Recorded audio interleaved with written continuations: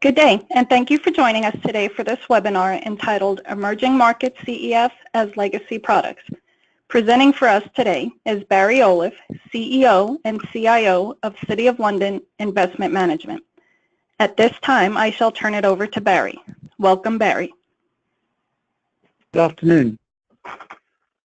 Further to our earlier filing of 1213Ds, a few days ago we asked Pristine Advisers to organize this opportunity for us to present to you so that we could explain some of our reasons. Thank you for your interest. As many listeners to this presentation will know, we at City of London Investment Management have been producing a document on closed-end fund corporate governance since 1999. Since this time, we've updated it on 9 separate occasions. Over these 18 years, it's been sent to all of the directors of the closed-end funds in which we are invested. In addition, it's been available to third parties via our website. Up until now, we have been flexible in terms of its application with, over the years, many special situations being acknowledged as precisely that. We have not only been very flexible in its application, but we have let a number of what we consider to be our core values be compromised. We have, as an example, allowed directors to stay on beyond their suggested tenure, which we would say is 3 term limits of 3 years, equaling 9 years in total. We've also been flexible as we have watched closed-end funds trade at discounts wider than 10%, even though, in our opinion, once a fund trades at a discount of in excess of 10%, it has lost touch with reality and is not offering relevant, as examples, Chinese, Asian, or Mexican exposure to shareholders, but is marching to its own drum. For obvious reasons, we like discount control mechanisms or share buyback programs. When discounts are wide, we believe that managers should share some of our pain. We also don't like it when directors, for reasons best known to them, renege on a commitment to a share buyback program because of some specious reason. But focusing on share buyback programs for a minute, I believe that we all know and understand that if you increase demand by purchasing shares for cancellation, or reduce the supply by reducing the outstanding number of shares in issue, you will, under most circumstances, at the very least, stop the share price going down. That is relative to its NAV.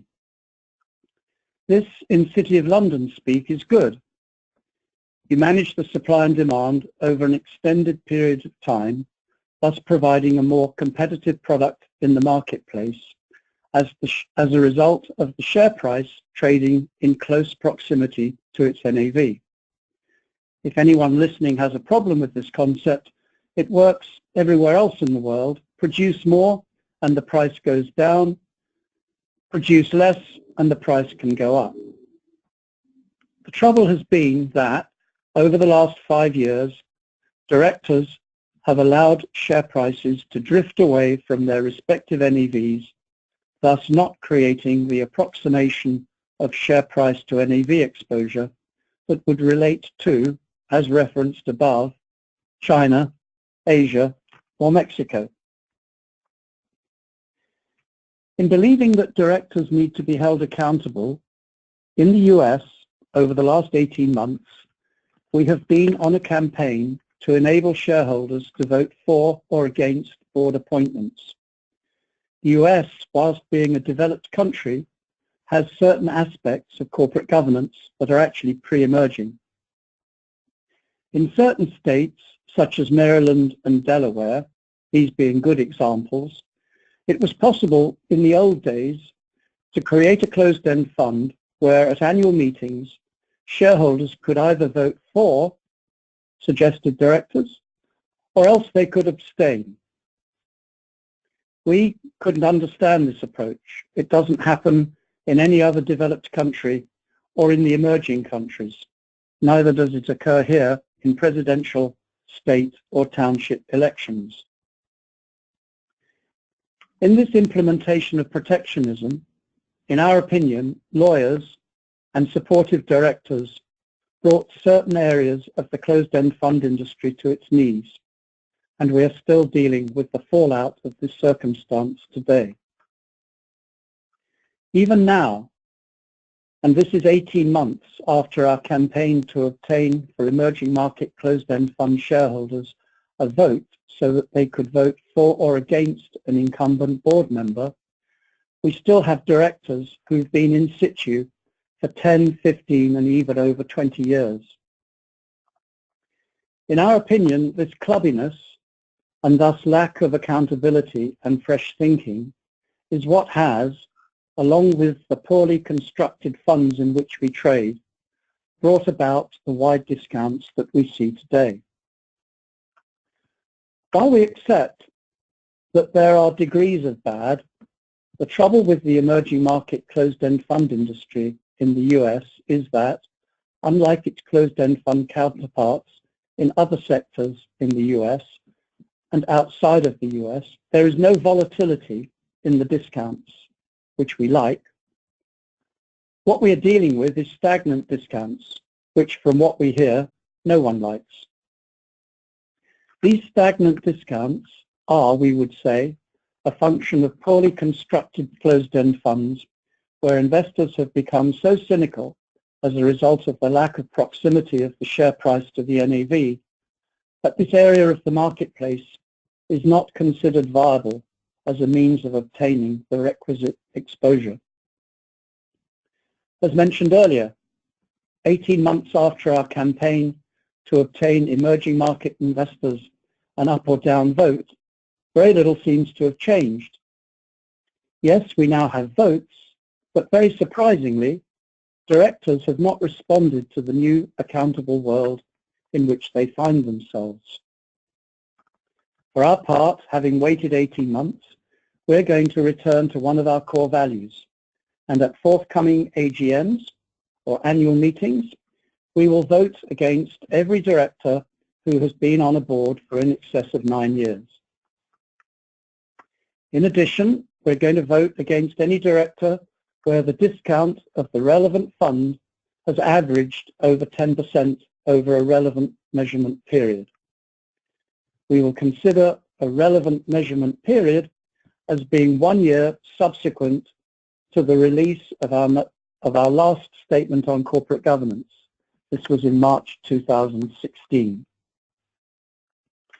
In the event that directors are held over, this means that unelected directors continue to attend board meetings, even though they were not elected by shareholders. We will respond as at KEF. In this instance, we requisitioned under the 40 Act the termination of the investment management contract. As you will be aware, this fund is being liquidated and all assets are being returned to shareholders. Whilst we have always considered this to be the nuclear option, preferring to leave the governance of funds to the board of directors, if directors do not act in the interest of the shareholders that they represent, we will continue to use this mechanism. There are around 30 emerging market closed-end funds in the US. Every single one of these has at least one director who has been on the board for over 9 years. I repeat that. Every single one of these funds has at least one director who has been on the board of these funds for over 9 years. In fact, nearly 2/3 of these 195 directors within our universe has served in this capacity for more than 9 years on a fund's board. 90% of US-listed emerging market closed-end funds have traded at an average discount of more than 10% over the past rolling year. In just about every one of these funds, we will therefore be voting against incumbent directors. In any instance where we find that a director is then held over, we will propose termination under the 40 Act. Going forward, we will be increasingly asking questions regarding both the work of the Nominations Committee and its relevance to the governance of the closed-end funds in which we are invested. We believe that there are many well-qualified independent directors who would be interested in taking on the responsibility of directing a closed-end fund. In our opinion, appointments to the board are nothing to do with the manager, who is given an arm's length contract to provide certain services to the fund. We would encourage boards to get away from the clubbiness and inward or introspective nature of appointments as we have watched them develop over the past 25 years. In the brave new world in which we are going to work together, directors are going to be expected to travel to meet the shareholders who pay their fees. We believe that this is the only way that closed-end fund directors can learn about the industry in which they work, and is the only way that they can receive relevant feedback. We're also going to continue to review both the quality and the relevance of work undertaken by lawyers. We believe that many instances lawyers have had a disproportionate and detrimental role in the present state of our industry, having, in many instances, provided investment advice, which we would suggest they have zero training for, over many years. Directors appoint the lawyers who provide them with advice. Going forward, if we do not agree with that advice, we will hold board members accountable. I've referenced the 1940 Act on a couple of occasions during this presentation. I also said that its use was the nuclear option, but one that we are increasingly prepared to use. Mergers and takeovers of fund management companies often go badly. Staff are reduced in a rush to reduce the overhead. Senior staff leave and fund managers resign. While clients are told that everything will remain the same, we as both practitioners and also as their clients know that this is not true. After all, how can this be? An employee of a fund management company that was merging or being taken over would be worried about his job, worried about his colleagues, worried about his position in the new firm, the pecking order, his reporting line, where he will sit, his pay, his bonus, and the share price. Oh yes. And he would also worry about his clients. And of course, he'd be focused on investment performance. Yeah, right. For all of the above reasons, we always vote against the reassignment of investment contracts when given the opportunity. In a forthcoming example, we are watching as a sleepy old Scottish insurance company, 66% of the votes, takes over an entrepreneurial, active, bottom-up stock picker, 34% of the votes. Sounds like a perfect match, you might say. Well, we'll be voting against the reassignment of all relevant investment management contracts. So, in this presentation, we have established that we are going to, on an ongoing basis, vote against directors who exceed 9 years in tenure. We will requisition under the 40 Act for termination of the investment management contract in the event that any director is held over. In addition, we will, going forward, not vote for any director where their oversight has resulted in a relevant fund's average discount exceeding 10% over the past year. If you take an objective look at the emerging market closed-end fund industry in the US, you see significant oversupply. This manifests itself via the very large discounts to NAV at which many of our securities trade. We would suggest that if the size of the industry was halved, then discounts would be lower than 10%. This is not a verifiable relationship. More, it's a matter of measuring sentiment, relevance, tracking, and value. In my opinion, the sooner that the existing universe of securities can become, both in size and construction, relevant to today's marketplace, the attrition within the present closed-end fund industry will slow. What will happen as the present bull market in emerging market equities develops, remember that it's now up 40% since the low in February 2016, is that a new breed of better designed, lower cost, conflict of interest free, well-advised emerging market closed-end fund products will emerge. These products will replace the legacy products that are at the center of today's presentation. What this could mean is that most of the present emerging market closed-end funds could have been liquidated and their assets returned to shareholders. These new products, as in other parts of the world, will have discount control mechanisms. Their directors will have term limits and will be held accountable. Lawyers will not run or administer them. Fees will be competitive. Benchmarks will be relevant, and they will have active nomination and investment committees. As referenced above, the sooner this happens, the better, because any legacy fund trading at over a 10 discount is now effectively a target for liquidation as far as we're concerned. Obviously, some of the existing products could convert to this model. We are supportive of closed-end funds. They represent 100% of the income of our firm. I personally have spent over 50 years in this industry and have watched it develop firsthand in Korea, Taiwan, China, Romania, the Czech Republic, Slovakia, Bangladesh, Hong Kong, Pakistan, and India. Whilst it predated me by 100 years in England, there has been allowed to develop, whilst it predated me by 100 years in England, there it has been allowed to develop. It has not been stifled by vested interests.